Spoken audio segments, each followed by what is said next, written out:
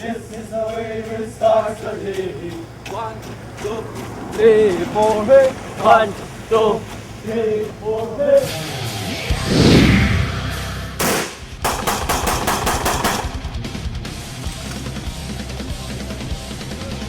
Sila ang Special Forces ng Philippine Army.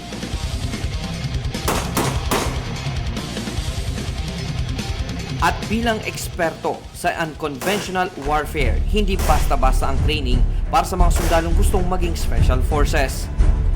15 buwan ang dapat gugulin ng isang sundalo para masungkit ang titulong Special Forces ng Philippine Army. Bago maging bahagi nito, kailangan ding dumaan sa Special Combat Qualification Course ang mga kandidato dito.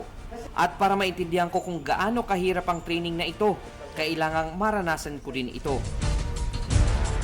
Mula sa pagbaril, meron pa tayong tinatawag na advanced marksmanship training. Iyon yung may mga movement na, yung mga fighters natin is tumatakbo sila, sinto, and then yung paano pumutok ng pagod. So, trained yung mga special forces operator natin sa mga ganong klaseng training. sa obstacle course, Ngayon ko na-realize, sabi ng nanay ko, di bali nang magkulot ako ng buhok at mag-manicure, pedicure. Huwag lang magsusundalo. Ha?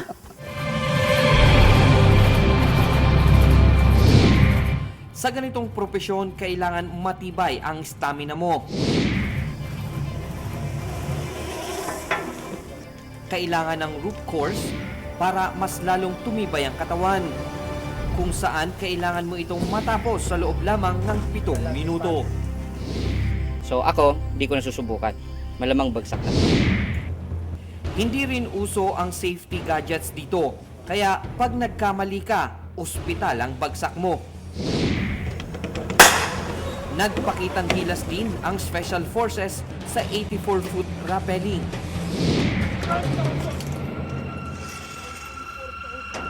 At ipinakita rin nila ang tamang pagtalon sa chopper. Kabilang sa training ang humigit kumulang sa 20 kilometrong takbo sa mga kagubatan ng 7ID sa Nueva Ecija. Bit-bit ang mabibigat nilang kagamitan araw-araw. Yung specialized training would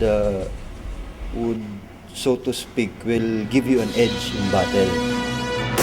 Pagkatapos ng 6 na buwan, balik sa kanilang unit ang mga pumasa sa unang bahagi ng training. At para sa pangalawang bahagi, 9 na buwan ang gugugulin para sa Special Forces Operation Course. Ang itinuturing na advanced skill o ang pinakabuod ng pagiging Special Forces.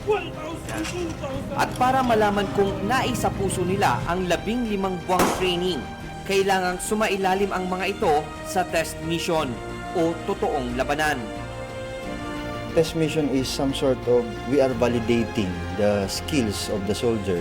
Kung kaya ba niyang i-apply yung kanyang, or he will be able to apply the skills that he have learned in training dun sa uncontrolled environment.